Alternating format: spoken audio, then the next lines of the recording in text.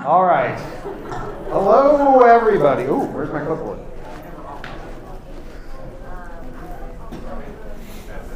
Yes. The introduction of the all Oh, hey, all right. How's everybody doing? So far, so good? Are we excited? Thank you again. We've had some great talks. So this is our last talk before lunch, and I'll talk a little bit about where lunch is afterwards, but we've got that to look forward to. But right now, we've got Pete Mohrbacher here. Pete Mohrbacher is a visionary fantasy artist best known for his iconic Angelarium series, which is on display in the Smith Gallery here on campus, just down the way there. An ongoing exploration of angels and mythological beings reimagined through surreal, emotionally resonant art. Peter's name is a common style reference in AI spaces, at one point being the most popular two-word combination across all prompts in Midjourney. A former Magic the Gathering illustrator, Peter has built a devoted following for his distinctive visual language that blends the divine and the abstract. His work transcends traditional fantasy, offering haunting and deeply symbolic portrayals of metaphysical concepts. Through self-publishing and direct engagement with fans, Peter has pioneered new models for independent artists in the digital age. Please welcome Pete Mohrbacher. Hey, everybody. Oh, just as a little kicking off point, that intro was written by ChatGPT. All right, so I put this in here because I forgot there was going to be an actual intro. So who am I? I'm the creator of Angelarium. Mostly what that is a website full of art and writing that I made. It's an indie IP. You know, we talk a lot about IP these days. Everything's a crossover. I'm trying to make something new from scratch. It's been supported entirely by its fan base for over a decade now. It's the majority of my 20-year career has been creating and selling this original IP of mine. So what is an indie artist? It's a little bit of a niche thing. Back when I first started, basically the word didn't exist, but nowadays everybody knows what a content creator is. We all watch YouTube. I'm like that, but I'm just doing JPEGs. It's the way I make my money is through crowdfunding and selling merchandise directly to my customers. I have 600,000 followers on Instagram. I'm on every platform. I constantly have to spin the marketing wheel, and I use that to be able to sell enough stuff where I can afford to pay my mortgage every month. All right, so the talk is going to be about my history with AI, how it's affected me creatively, how it's affected my business, and then trying to look forward to the future a little bit. I figure if I don't have some opinions and insights, I'm not sure what I'm doing here. All right, so my first intersection with AI was probably back around 2019. Back then, the thing was GAN models. I don't know how much you guys are in the know about all this. Why explain it to them? Oh, fantastic. Yeah, so generative adversarial networks, I think I got that right. I was finding these on the web. I thought they were really cool. They looked like nothing else I'd ever seen before.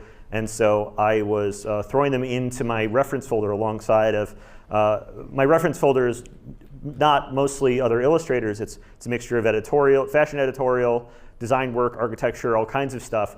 So a totally brand new type of image was definitely something that I wanted to have in the mix there.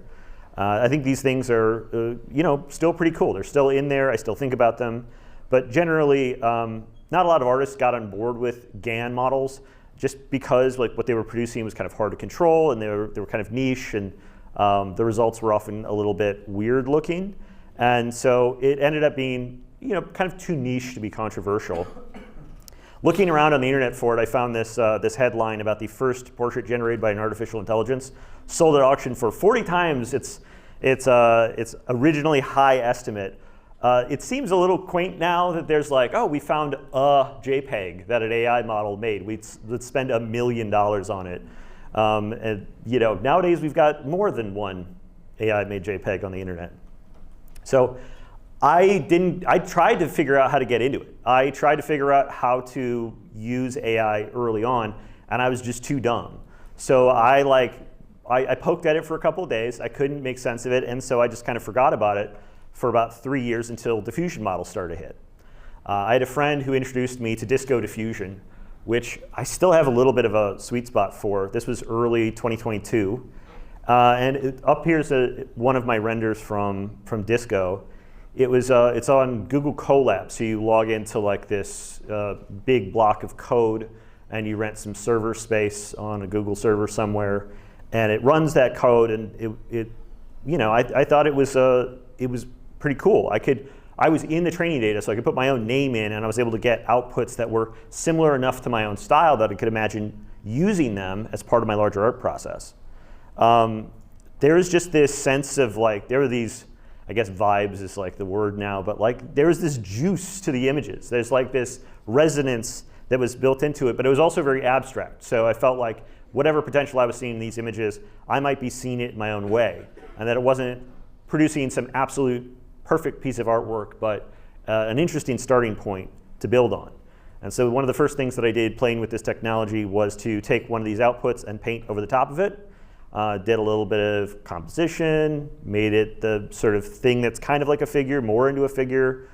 And I was really happy with the result. And this piece did numbers. I sold merchandise of it. I got lots of hits on social media with it. At this time, almost nobody had seen AI images. So when it's got that extra weird AI-ness to it, that caused the social media engagement to like shoot through the roof, because social media loves novelty. And the other thing I liked about Disco is that even early on in these early stages of AI, you could put input images into it. So it wasn't just you putting text prompts, you could mix a combination of image and text prompts together. So I had this work in progress painting I wasn't totally happy with, and I shoved it into the AI, and it took about 40 minutes per iteration to spit back out again. So I was just letting it boil away in the background until I had a big Dropbox folder full of all of these AI variations.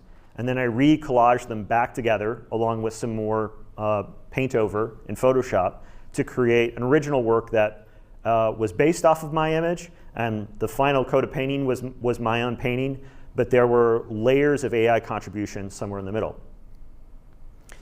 I tried out all the other stuff that I could get my hands on at the time. DALL-E launched not too long after this. It was, compared to Disco, it was more expensive. You had to get tokens instead of just renting the server space on Google Colab. And I couldn't get it to spit out anything in my style. It wouldn't accept my name as part of the prompt. Either it was rejecting it, or it wasn't in the trading data. I think it was just rejecting it. And I couldn't do image inputs. It was only doing text inputs. So I thought, hey, this is a useless piece of crap. And then Midjourney hit. And Midjourney was like this meteor.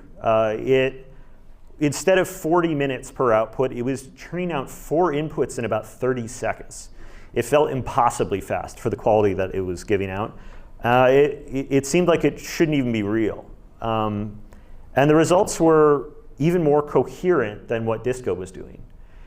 There was this surreal, intense vibe to everything, and the images tend to be extremely detailed.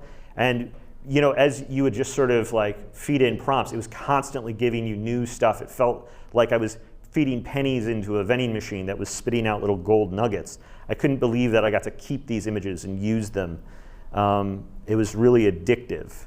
It felt like I was on the cusp of being able to use this technology to build whole worlds single-handedly.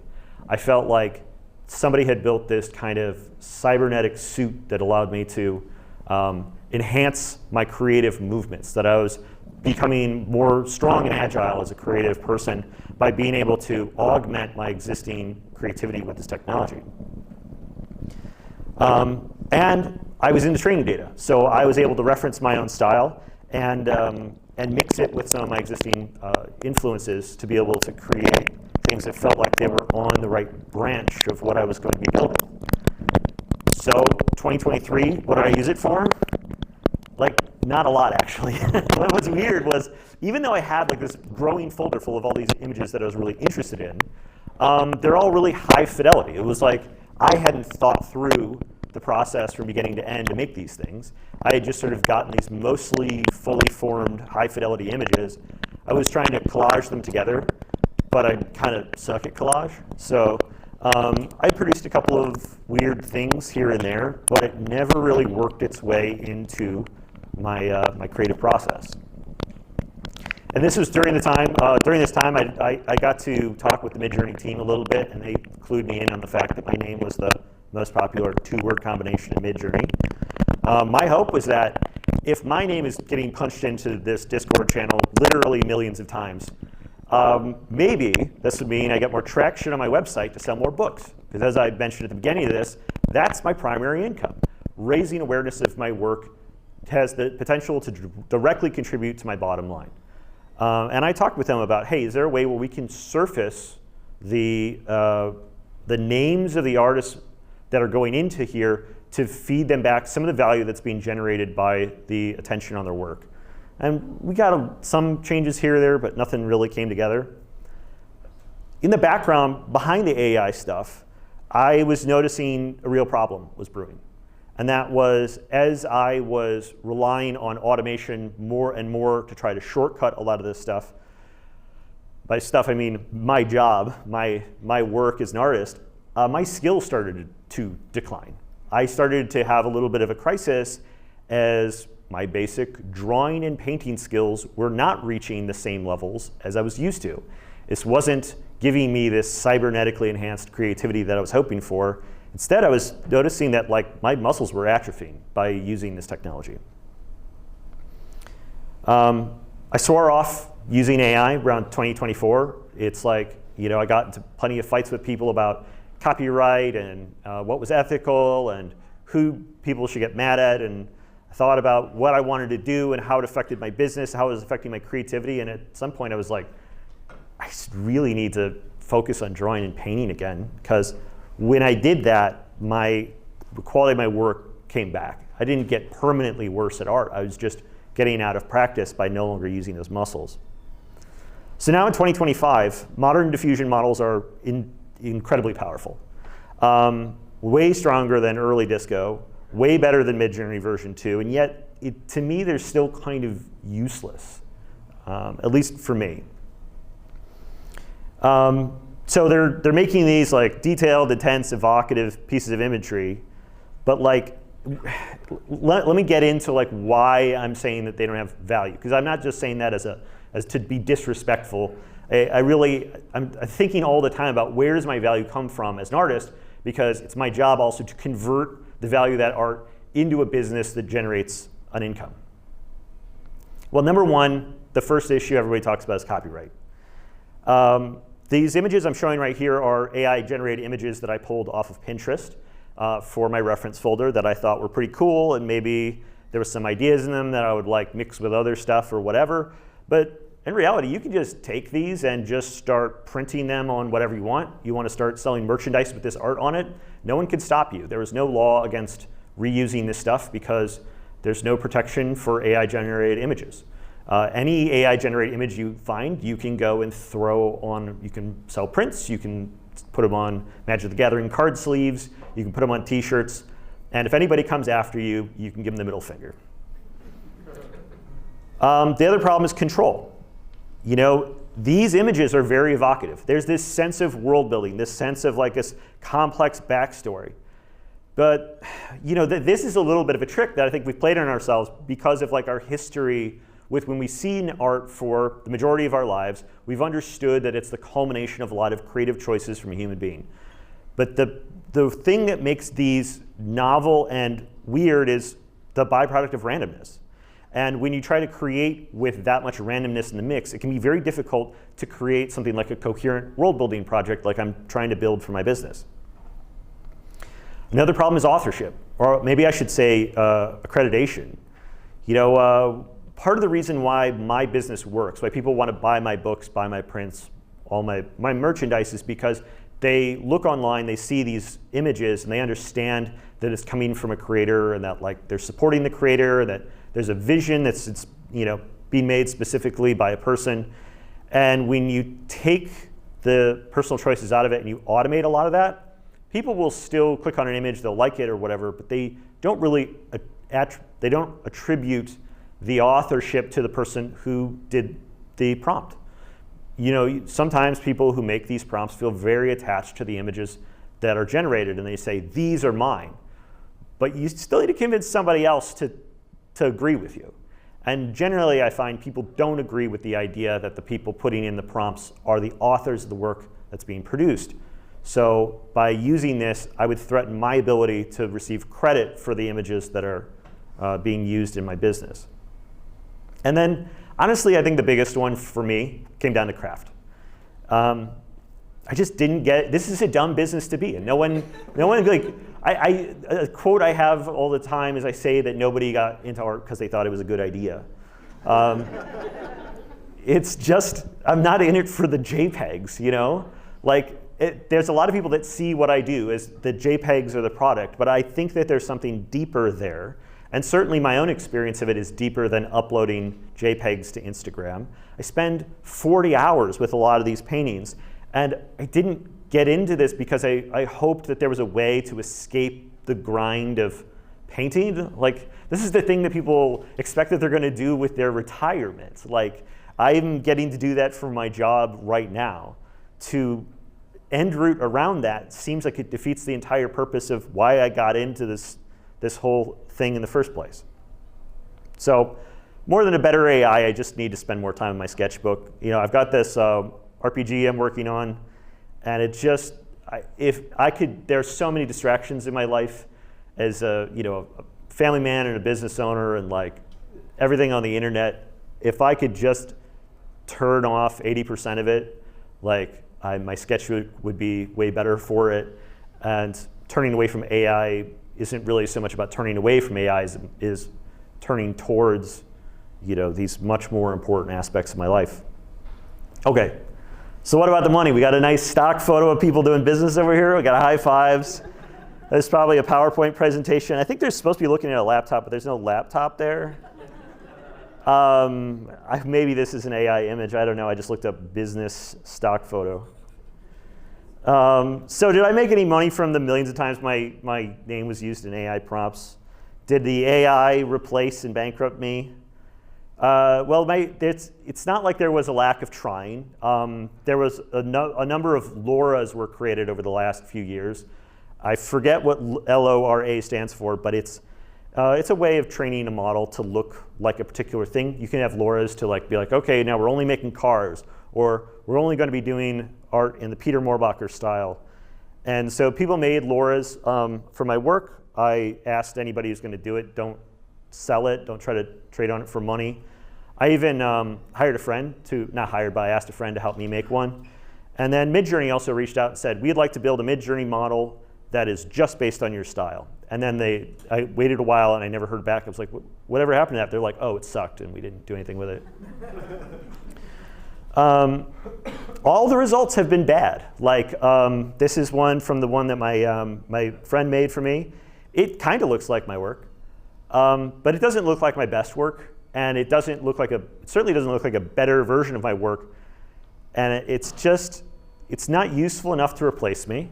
It's not even useful enough for me to like, you know, replace myself. Like, I'm not tempted at all to want to take this and build on top of it and try to shortcut the whole creative process, because it's not like I'm battling some moral fight between, this is better, but also it takes away this important part of me. It's like, it's worse and it takes, replaces an important part of me. So it's just not really worth it. And then sometimes, I've had a couple of times where a company's going to come to me and say, hey, we want to sell, it's been 3 times. They said, we want to sell models that are based off of your work and we want to cut you in on the royalties. And I said, every time I say, great, because I'll take a free check for doing absolutely no work, absolutely. And you know, maybe somebody's going to be scared, like what happens if it's better than you? What if it's in higher demand than you? I'll demand more money, I don't know. But this is something, these are images I got from a company like in the last month. Yeah, this would have been really impressive for April 2022. I would have been like, whoa, it's so good. You just need to kind of get the knees in the right spot and give the cat a face. But it's like, they're like, this is supposed to be replacing the $10 a month Midjourney model that a company can already pay for. They're like, what if you paid more money for a shittier product? And I'm like, you know, I don't think it's going to work. And they're like, why? Why do you say that? I think there's probably about, you know, I've got some pretty big reasons, but they pulled me into a meeting. They're like, so what do you think? I was like, I think you have a problem. I mean, the big problem. There was a guy, I'm repeating this from a guy I heard on a podcast. It might have been Ed Zitron, I don't remember. The total addressable market for illustration is just not that big. Like if you're going to build a bot that replaces every illustrator on the planet, takes all their money, it's like not clear whether or not it'd even be profitable. Like if you got the training process to be cheap enough, yeah, eventually. But like, I kind of doubt it. Like if you were to look back in time in history and be like, which of these industries would we benefit from giving a lot of automation? Like how could we better humanity by like building tremendous amounts of automation and commit all the wealth of entire nations to replacing? This guy's probably not it. Like you'd probably look at like food or shelter or energy production or something to replace like people making images is like a weird place to start. And I'm not confident that it creates enough economic activity to justify the electrical cost. But Midjourney made money, right? Like I can't stand up in here and say it's a bad business model because we have a great, easy to reach for example of how they made money. But I don't think that they made money by replacing artists. I certainly have not felt replaced since it came out. I never felt threatened by it. There are some art jobs that have gotten automated and people have had issues with their employment as a result of it. But I don't think that that's what the business model of Midjourney is. I spent a lot of time in these communities, talking with people who use this stuff, talking with people who built it. And the majority of what I saw was people were interested in the novelty of it, and they were interested in like playing around with it for their own personal reasons. There was a blog, Sam Altman just posted a blog post about the response to Sora 2. And it turns out that it's not just this machine that makes hit memes. The majority of people that use Sora 2 put themselves and their friends in it for an audience of like 5 people. The vast majority of AI use is not going to industrial purposes. It's going for people to do it for themselves or show their immediate family. And I saw millions of people doing that with Midjourney, and I thought, I don't really mind. Like, if they're going to use my name to try out what it would be like to make a fantasy painting, okay.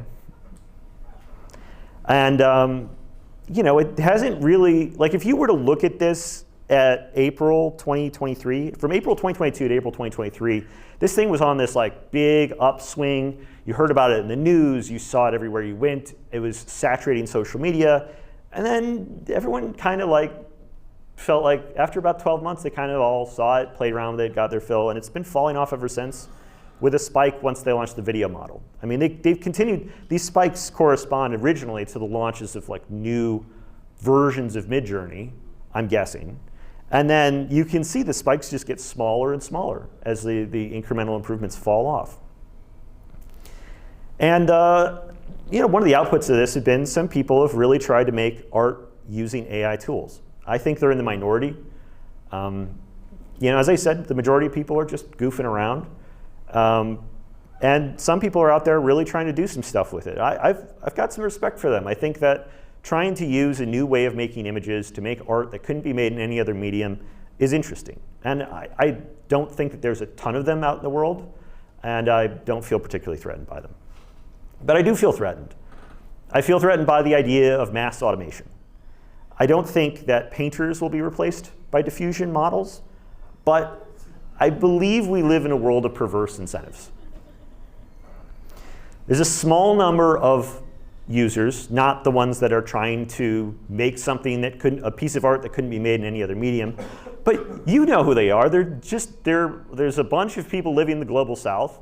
There's the occasional person with absolutely nothing else to do with their time who is trying to produce as much AI content as possible to use the incentives on social media to scrape some limited amount of ad dollars out of Meta. And it's created this massive flood of content that no one wanted to make and no one wanted to look at, but the incentives in place have incentivized it to exist, and so we've gotten a lot of it.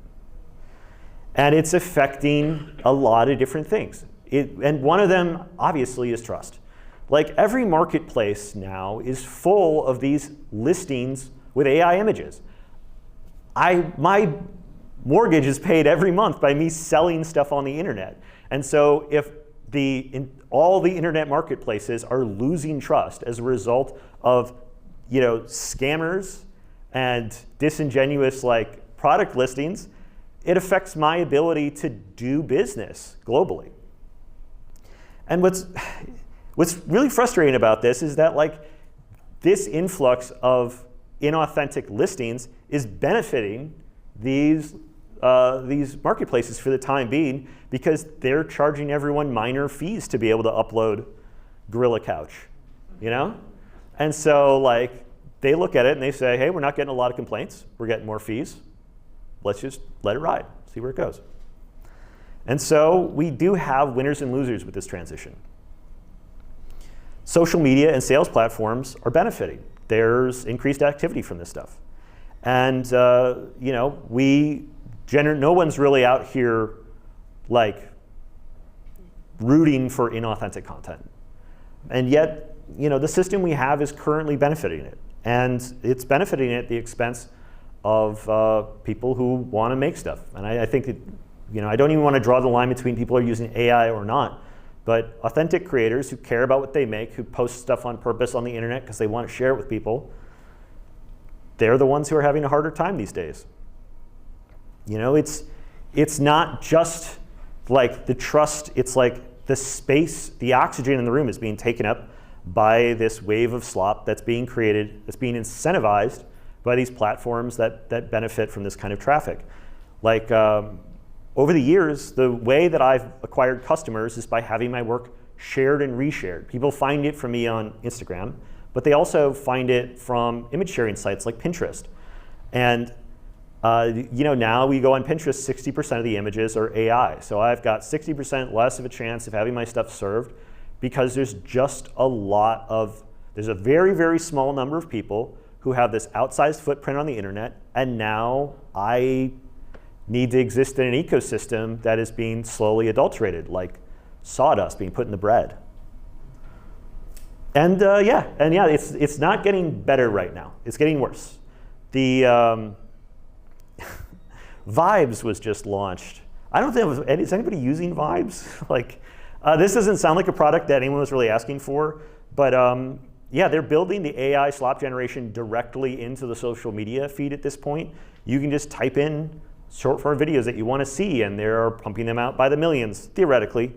I don't think that anyone's really that excited about any of the technology that Meta's launching, whether it's AI chatbot that's Mr. Beast, or randomly generating a cat in a bathing suit. It's just no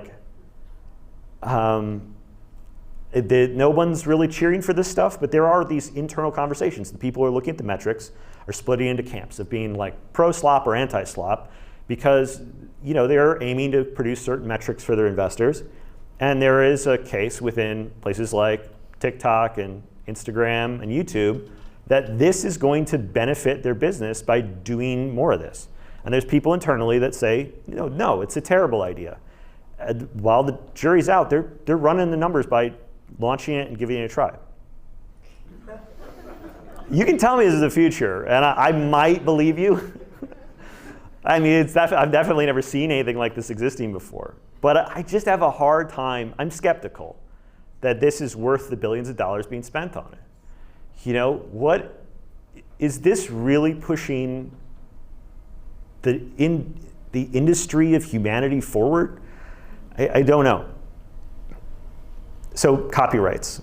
Is the AI stealing copyrights? Yeah, probably. But which copyrights? This is the question. There's a nuance to this question that I have been looking for a platform to scream about, and so now you guys get to deal with it.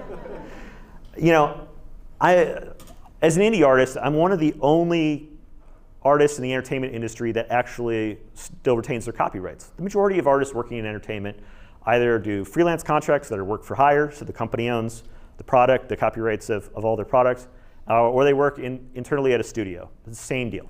And so if you go to places where a lot of the biggest fantasy artists post their work, the majority of them are copyrighted by a small number of large media conglomerates. I think that there's a thing that's unfolding that I've been calling since early on, that I don't think anyone's really fully acknowledged might be happening. I can't guarantee this is what's happening, but like we see all this copyrighted material appearing in AI form right now.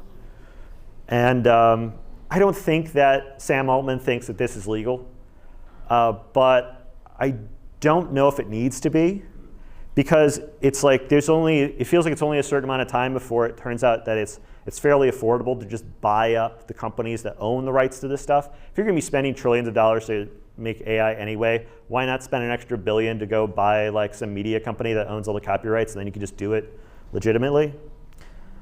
We've been seeing like a progressive consolidation through media companies, and we are continuing that trend is continuing further forwards.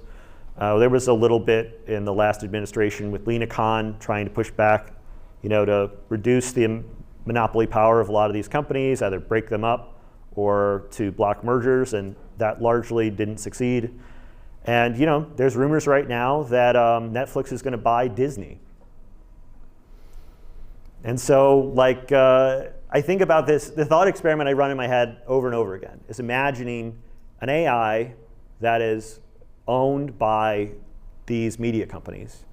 And take Microsoft, for example. Microsoft owns tons and tons of video game studios. A lot of people I know work for video game studios. And so every piece of concept art ever made for any of these dozens of studios, every illustration made for all their promotional material, every texture inside the game, every 3D model, everything produced for every game created for a studio that's owned by Microsoft is fair play for Microsoft AI to train on. And they're dumping billions of dollars into OpenAI. We're really just not that far away from them going, okay, you caught us. We're only going to train on the copyrights we own. And then the bridges get pulled up and there's all these moats in place for these giant companies who are invested both in media and AI to just say guess what? No more copyright infringement. And they have these incredibly powerful monopolies over a lot of this stuff. But where does that leave me? I don't know. I'm not going to get sucked into any of this. I'm this tiny little player off to the side who is being annoying by holding on to their copyrights and not working for other people. I'm not worried about people making content that looks like mine or inspired by mine using AI, so that doesn't feel like it's going to get me. But I am worried that the entire place, the entire space of the internet is going to be progressively enshittified to the point where I'm no longer going to be able to use it to run a small business. So okay, I don't want to end on a downer, so we're going to go over some positive points here. I honestly don't think that this whole push to replace social media with AI content is going to work. And it's because I have this I think there's a simple maxim that we can all agree on, which is that people are just interested in other people. This is why all forms of art exist and will continue to exist.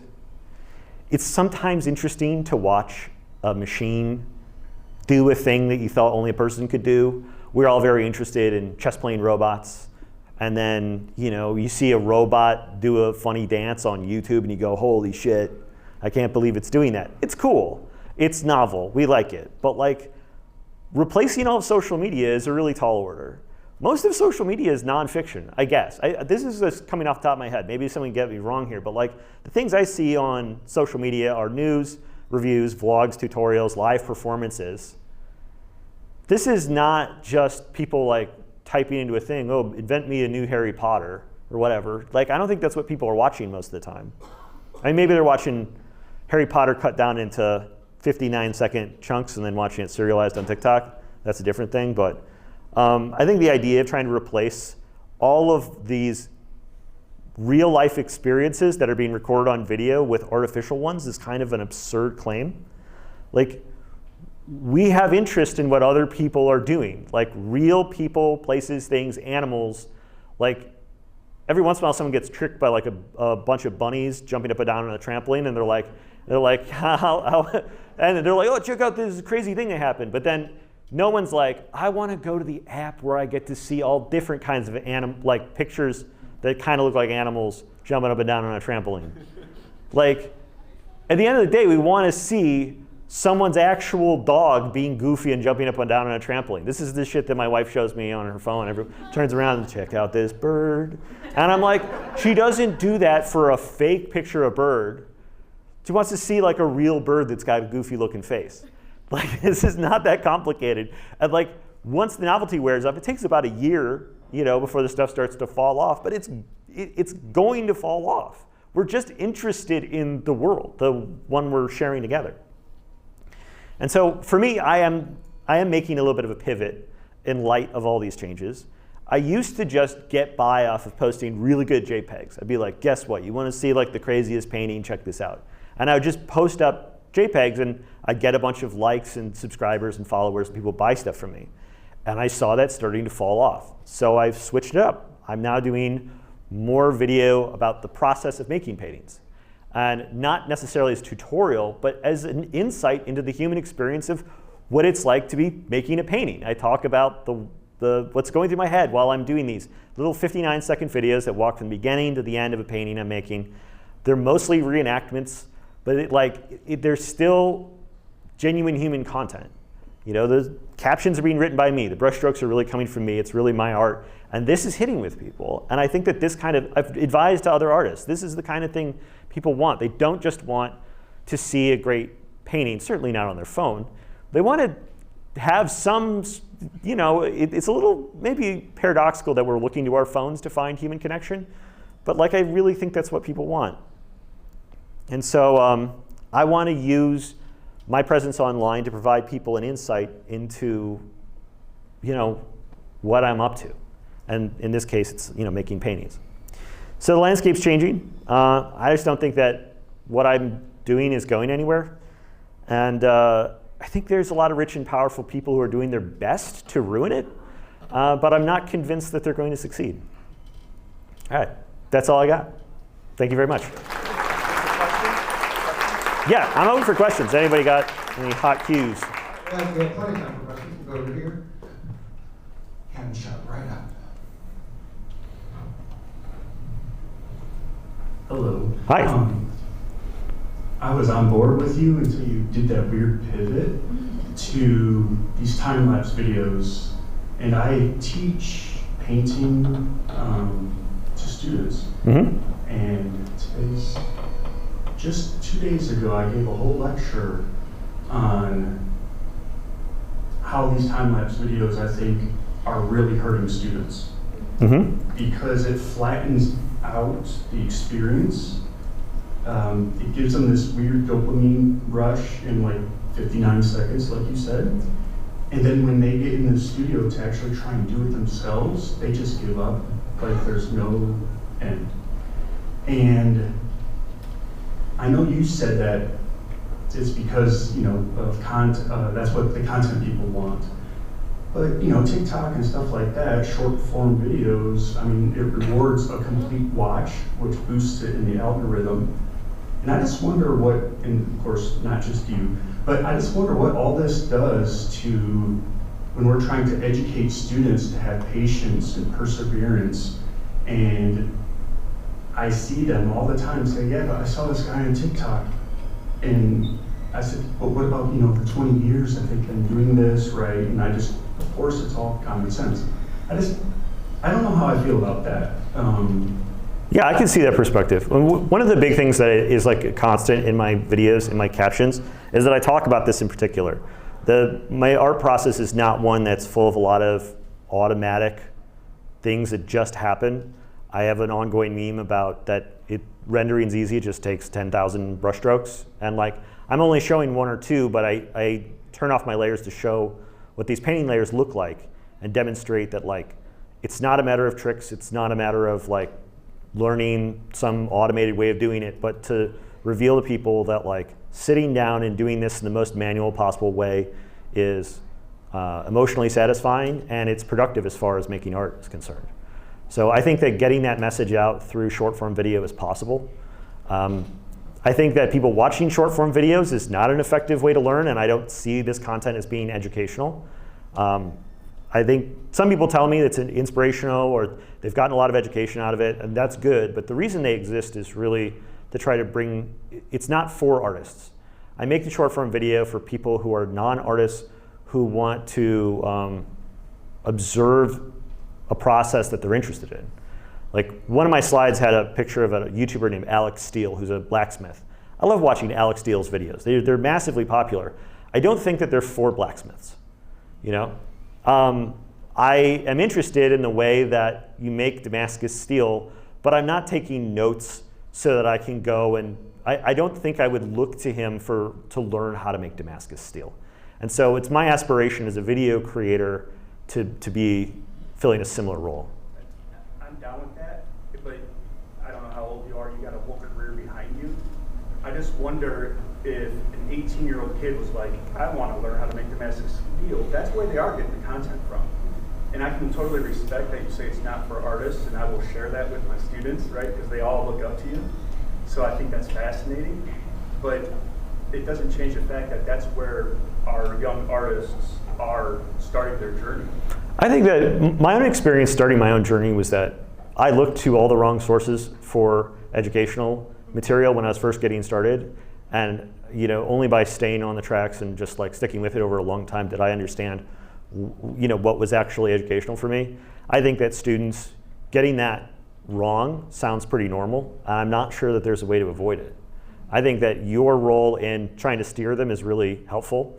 And I appreciate that you're doing it because, I wouldn't look to short form videos like mine or anyone else's as a means of better understanding the art making process. It's for entertainment purposes only, just like those, phoning up the psychic hotline. All right, other questions?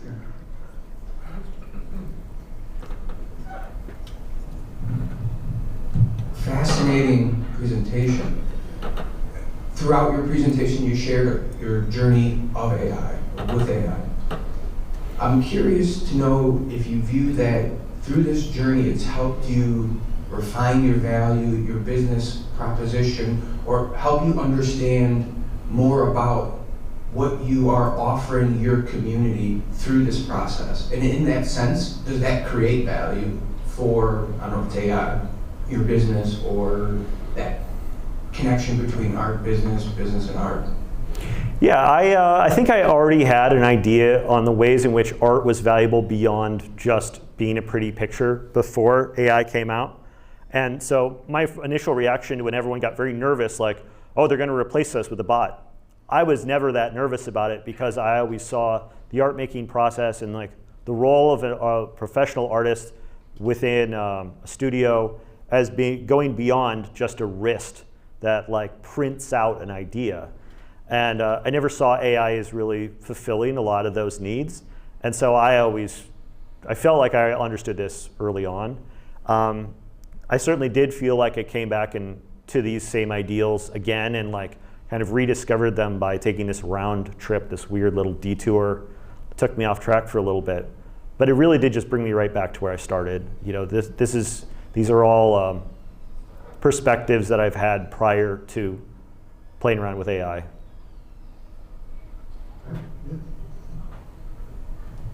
Shouldn't have done so far. Hi, it was very interesting. Thank you so much. Do you paint with brushes and paints? On occasion. Actually, next week I'm going to be going to a tattoo convention and doing a big 3x3 foot canvas for charity.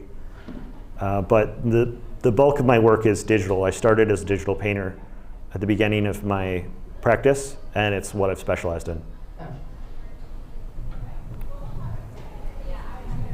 All right, other questions?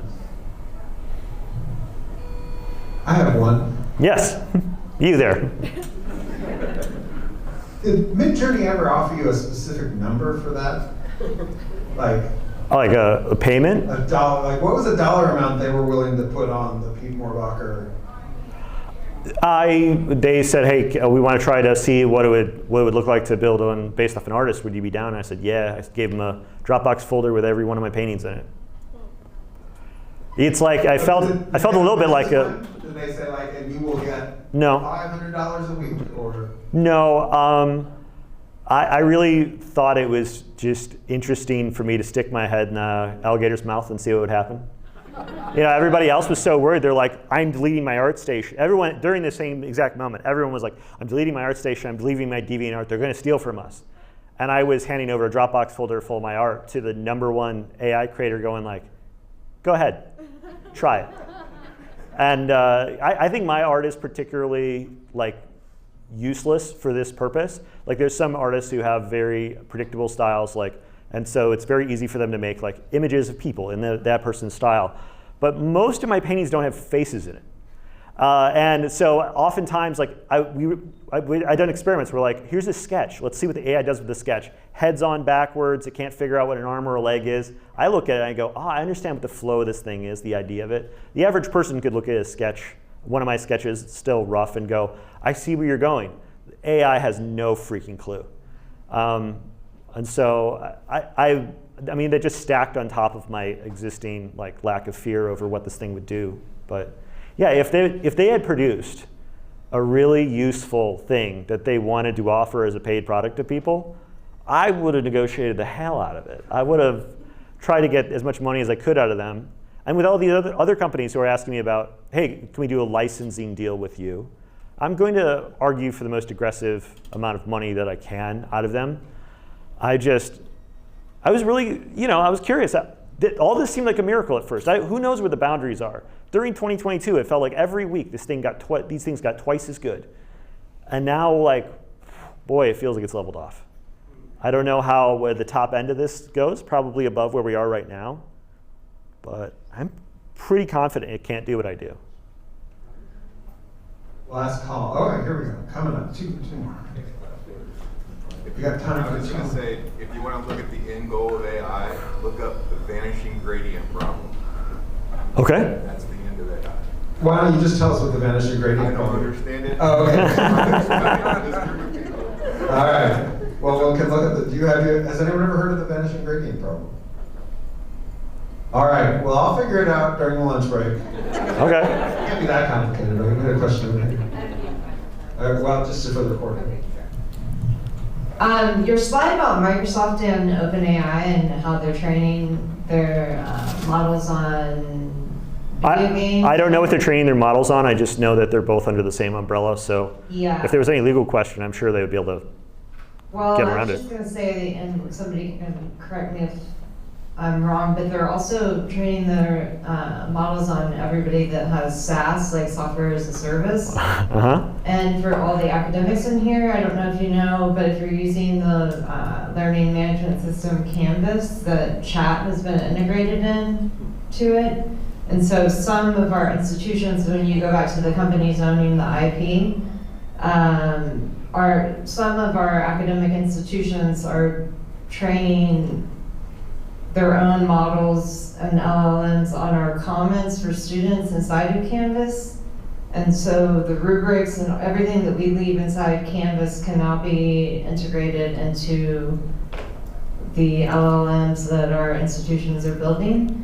And I worry that that could somehow replace some academics in some sense, because just like our videos, if you teach online, could eventually, it could almost automate grading in some sense, or have any human grade using comics that have already been written by us. Does anybody know about this or about this as well? It's an insatiable hunger. I mean, Meta is selling glasses with a camera on them, and you know they're feeding that video into their AI. Like, there's a real training data problem, and they're trying to find new and novel ways of creating information to feed the training data, which seems bottomless. Like I don't know how they're going to solve that, but with the question of copyright in specific, I can guarantee that they will figure out a way to abide by copyright law in a way that we find grotesque. Like, that is the thing I'm more worried about than them violating copyright law. All right. We have time. No, we're out of time. Okay. All right. Let's give Pete Mohrbacher a big round of applause.